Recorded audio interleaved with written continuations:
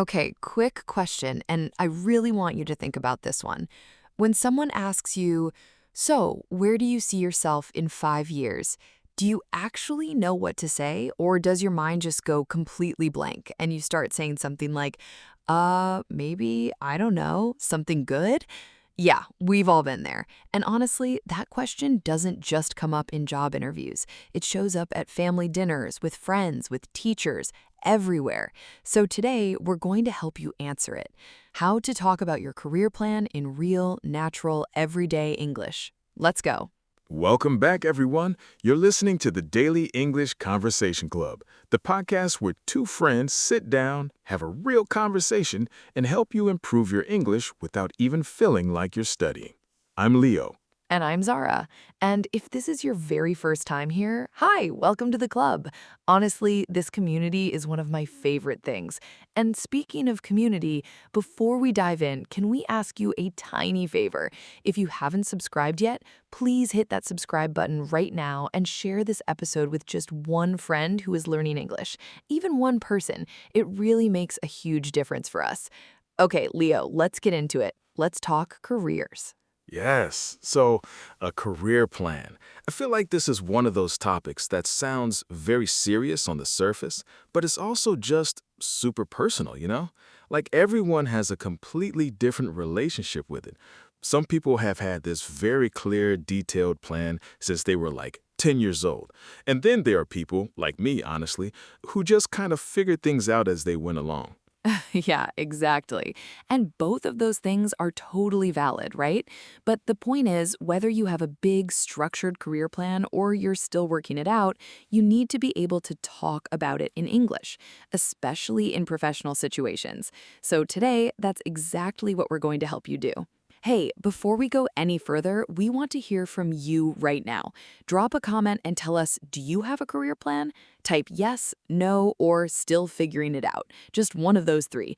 We genuinely read every single comment, so go ahead and write it now while you're listening. So, let's start with the basics. What actually is a career plan? Because I think a lot of people hear that phrase and immediately imagine this big official document with 5-year milestones and color-coded charts and quarterly reviews. But honestly, it really doesn't have to be that complicated at all. Right. A career plan is basically just an idea of what kind of work you want to do, what you want to achieve professionally, and how you're going to get there.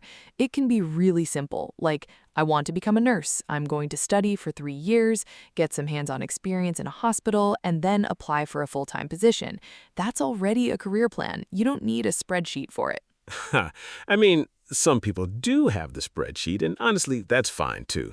But you know what's interesting? Even the most structured planners change their plans at some point. Life happens. New opportunities come up. You discover something you're passionate about that you never expected. So I think the real idea is have a direction, not necessarily a rigid script. Oh, I love that. A direction, not a script. That's such a good way to put it. And in English, when we talk about careers, there are some really common words and phrases that come up again and again. Things like career goals, short-term plans, long-term plans, professional development. We're going to use all of these naturally throughout today's conversation, so just keep an ear out for them as we go. Can I share something a little personal here? So, when I was about 19, I was studying business at university and I was completely sure, absolutely certain, that I was going to work in finance, investment banking, the whole thing. I had this big plan. I even had a LinkedIn profile that looked way too professional for a 19-year-old. Oh no. Right? And then I took one media studies class, just one, elective, and I became completely obsessed with content creation and communication. And slowly, gradually, my whole career plan just shifted. Now here I am, talking to thousands of people around the world through a podcast, which I definitely did not have written in my 5-year plan at 19. Okay, but that's actually such a beautiful example of what we mean when we say be flexible with your plan. You didn't throw everything away. Your business background probably still helps you think about structure and strategy. You just added a new direction. You evolved. And I think that's what real career planning looks like in real life. It's not a fixed document. It's alive. It moves with you. Okay, so here's where I want to get a little deeper, because I think there's something that nobody really talks about when it comes to career plans. And it's this: a lot of people feel embarrassed or even ashamed if they don't have a clear plan. There's this pressure, especially when you're young, to have it all figured out already. And if you don't, you feel like you're somehow behind everyone else. And I just want to say very clearly that is not true. Not even a little bit. Honestly, yeah. And I feel like social media makes it so much worse, too. You see someone who's 22 and already has their own startup, and you're sitting there thinking, what am I even doing with my life? But the reality is that most people, most successful, genuinely happy people, built their careers step by step over many years. It just doesn't look as dramatic on Instagram, you know what I mean? Exactly. And that connects to a really important phrase in English: taking it one step at a time. Because that is genuinely how most careers actually work. You don't jump from zero to your dream job overnight. You start somewhere, you learn, you grow, you move forward, one step at a time. And there is absolutely no shame in that. Okay, we have a little challenge for you right now. In the comments, we want you to finish this sentence using today's vocabulary. My short-term career goal is blank. It can be anything. Serious, funny, big, small. We honestly don't mind. The best answer gets a heart from us, personally. Go write it right now. Let's pause here for just a second. I want you, yes, you, the person listening right now, to genuinely think about this. What is one thing you want to do professionally in the next 12 months? Not 5 years from now, just 12 months. One concrete thing. It could be learning a new skill, getting a promotion, changing jobs, starting a side project. Whatever it is, can you picture it? Because having even that one clear goal is already the beginning of a career plan. You don't need more than that to start. I love that. And one of the most useful things you can do in English is practice saying your goal out loud. Because when you actually say it in English, my goal is to become a software developer, or I'm planning to get my teaching certificate this year, it becomes real. Language makes things real. Say it out loud. Own it. So let's talk about some real situations where you actually need to talk about your career plan in English. The most obvious one, an job interview. Almost every interview includes some version of, where do you see yourself in 5 years? Or what are your career goals? And if you're not prepared for that question, it can feel really overwhelming in a moment. Yes, but it's also not just interviews, right? Think about networking events, meeting new people professionally. Someone asks, so what do you do? What are you working towards? And you want to give an answer that sounds confident and clear, not nervous and all over the place. Or even just a conversation with a mentor, a teacher, or a manager. These are all everyday situations where being able to talk about your career plan in clear, fluent English is genuinely useful. And honestly, even with family, like, so what are you going to do with your life? The most terrifying question at every holiday dinner. But seriously, being able to answer that calmly and confidently in English, that's a real life skill. And we're going to give you the tools for it. Okay, let's do a quick myth versus reality moment. Myth: you need to have your entire life planned out before you can talk about your career goals. Reality: absolutely not. Interviewers and professionals know that plans change. What they actually want to see is that you're thoughtful, that you know what you value, and that you have some kind of direction. You don't need a 10-year roadmap. You just need genuine clarity about what matters to you right now. Second myth, talking about your career plan sounds boastful or arrogant. Reality? No, it doesn't. As long as you use the right tone. In English, there's a huge difference between saying, I'm going to be the CEO in 2 years, and saying, I'm hoping to grow into a leadership role over time. Same basic idea, very different energy. Confidence and humility can absolutely coexist, and the second version is actually far more impressive to most people. All right, here's something really practical that you can start using right away. When someone asks about your career plan in English, try using what we call the past, present, future structure. It's incredibly natural and it works in almost any situation. Here's how it goes. You start with a short sentence about where you've come from or what you're doing right now. Then you say what you want next. Then you explain one step you're taking to get there. That's it. 3 parts. Super clean, super clear. Let me give you a real example. Instead of saying, I don't know, maybe marketing or something, you could say, I've been working in customer service for 2 years and I've really enjoyed the communication side of it. I'm hoping to move into marketing, specifically digital marketing, so I'm currently taking an online course to build those skills. That's it. That sounds confident, it sounds clear and professional, and it's not even that complicated. You're just following a simple structure. And notice how Leo said, I've been working. That's the present perfect continuous, which we'll touch on in just a moment. And I'm hoping to move. That's a really natural, professional way to talk about future plans without sounding too aggressive or overconfident. It shows ambition, but also self-awareness. That combination is really powerful. Here's your mini challenge for today. Right now, in the comments, All right, here's something really practical that you can start using right away. When someone asks about your career plan in English, try using what we call the past, present, future structure. It's incredibly natural and it works in almost any situation. Here's how it goes. You start with a short sentence about where you've come from or what you're doing right now. Then you say what you want next. Then you explain one step you're taking to get there. That's it. 3 parts. Super clean, super clear. Let me give you a real example. Instead of saying, I don't know, maybe marketing or something, you could say, I've been working in customer service for 2 years and I've really enjoyed the communication side of it.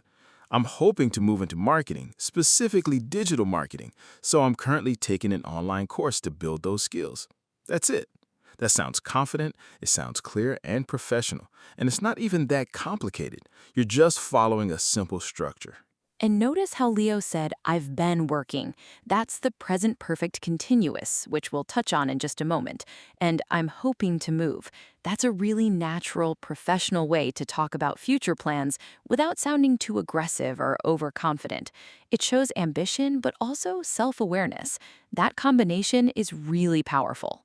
here's your mini challenge for today. Right now, in the comments, write your own past, present, future career sentences in English. 3 sentences. One about where you are now, one about what you want next, and one about a step you're currently taking. 3 sentences. That's your practice, and it's also your proof that you're improving. We want to see them, so please do it. Okay, let's quickly highlight some of the key vocabulary we've used today, not as a lesson, just as a reminder, because you've already heard all of these in context. Career goal, what you want to achieve professionally. Short-term and long-term, plans for the near future versus further ahead. Professional development, improving your work skills over time. Move into, to transition toward a new role or field. Work towards, to make steady progress in a direction. Build skills, to develop new abilities through practice. Grow into a role, to gradually become ready for a new position. Take it one step at a time, to progress slowly and steadily without rushing. And you've heard all of those naturally throughout our conversation today. That's honestly the best way to learn vocabulary, not from a list, but from context. So if any of those phrases felt new, just go back and re-listen to the parts where we use them. Your brain will pick them up much faster that way. Now, I know grammar can feel a bit heavy, so let's keep this really light and practical.